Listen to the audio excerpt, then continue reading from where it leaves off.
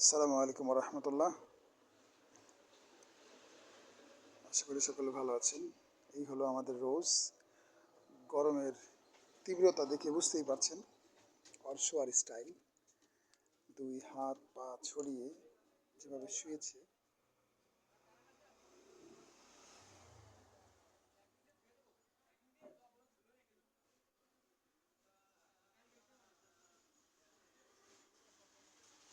নিষ্পাপ একটি প্রাণী, চিন্তা করে দেখেন এই কীভাবে শুয়েছে, একদম মানুষের মতো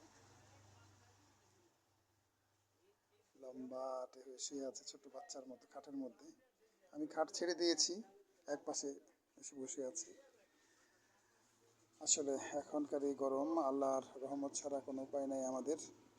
সবাই আমরা তওবা করি আল্লাহর কাছে এবং দোয়া করি যেন শীঘ্রই